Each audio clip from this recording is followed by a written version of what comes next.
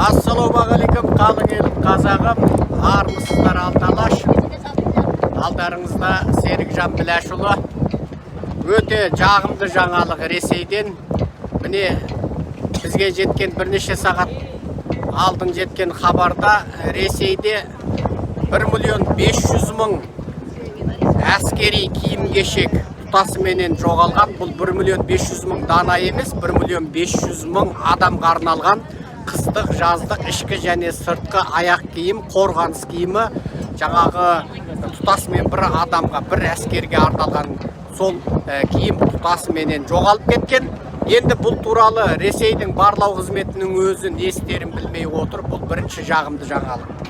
Енді дәл қазір әлеуметтік желіде Ресейдің әскерилерінің өзі Украин жерінде үсіп жатқандығы, киім-кешек жетіспей жатқандығы, жұқа жаздық киімменен қар жауып кеткен Украин жерінде соғысып жатқандығы туралы әлеуметтік желіде әлде қашан бәленбай видео, бәленбай ақпарат тарап үлгерді.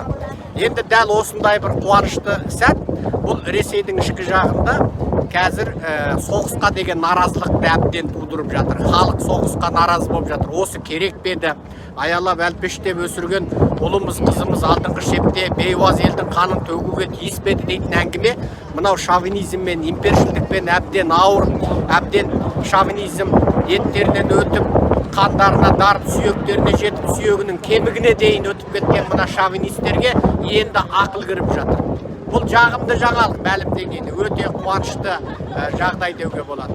Енді екінші бір мәселе, мынау жаңадан алған Путиннің әскерлері, әсіресе жас әскерлер, мынау небәрі бір апта, 2 апта ғана жаттығу көріп, сол жаттығуменен жаңағы алдыңғы шепке жіберілген әскерилер енді кәдімгідей ана әбден езілген, жаншылған, әбден таяқ жеп, жаңағы не айтса соны орындайтын кәдімгі кәсіби әскерилерге қарағанда басқашалау болған. Бұлар бір десе екі дейтін, ә десе мә дейтін жаңағы мінездерін көрсетіп, қазір кәдімгі жаңа әскерилерменен мынау қолбасшылардың ортасында кәдімгідей кикілжің болып, бірін-бірі өлтіру, оқ атып тастау, қолбасшыларды атып тастау, жаңағы бір-бірімен қырқысу көбейген. Бұнда бұл әлеуметтік желіден жетіп отырған жағдай.